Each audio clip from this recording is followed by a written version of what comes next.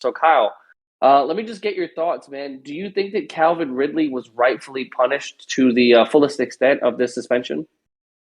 Well, I do think that the NFL did punish him pretty severely when it comes to this year-long suspension.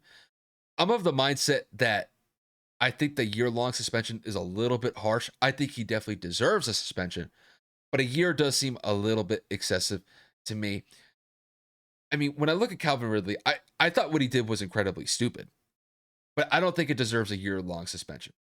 So when I look at Calvin Ridley, I mean, Calvin Ridley was scheduled to make around, I think it was in between like 10 to $11 million this season. I don't have the specific number, but I know it was somewhere around like 10 to $11 million this upcoming season.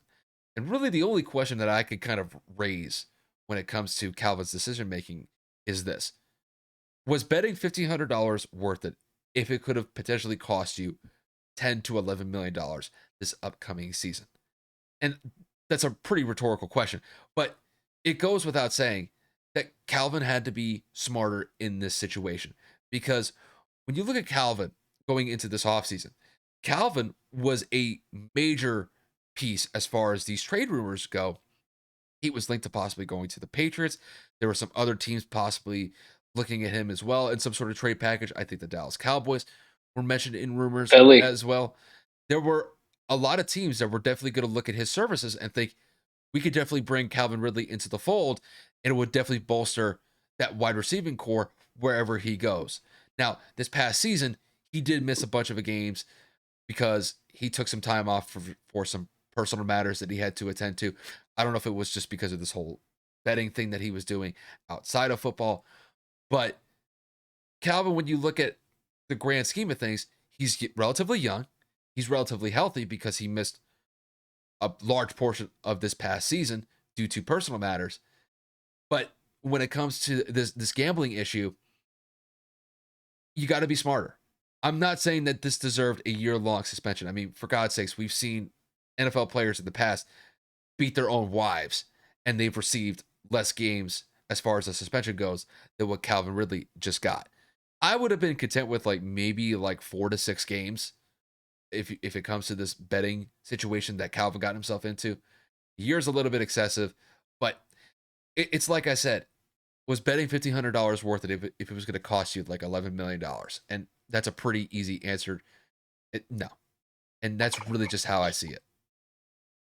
Yeah, Kyle, full agreement. I think that the punishment was a little too steep. I mean, first and foremost, I'm not going to sit here and try to get into what is appropriate and what rules are okay because obviously we are not professional athletes. We are not a part of the NFL in any way, shape, or form.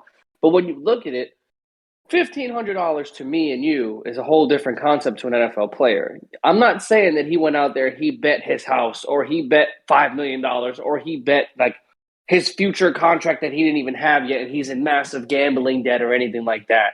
But from what I'm understanding, which again I could be incorrect, he bet when he wasn't even playing. He was partaking in gambling instances to where he was not even on the field to contribute to the outcome of said game. Now, if he was gambling mid quarter, halftime, while he was suited up, if he magically turned it on or had a couple of convenient drops or a sudden fumble, then I'd be like, wow, that's a dirty player.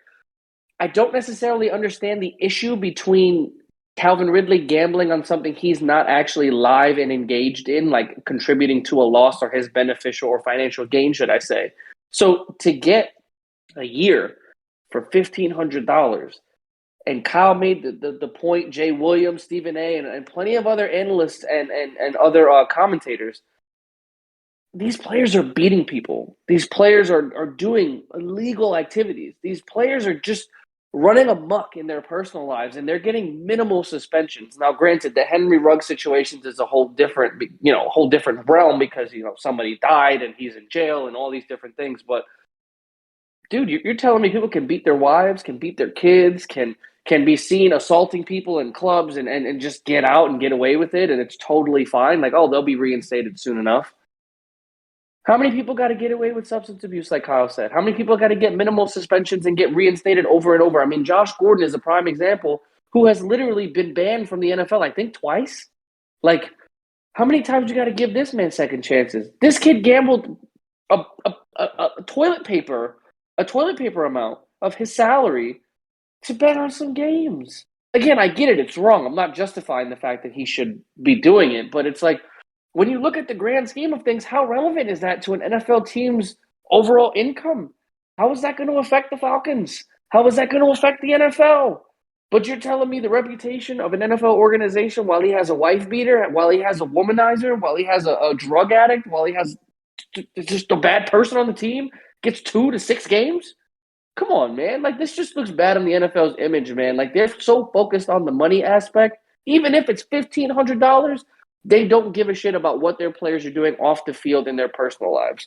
So I agree with Kyle. The suspension is definitely needed, but to be an entire season, definitely not smart. I don't think that was fair.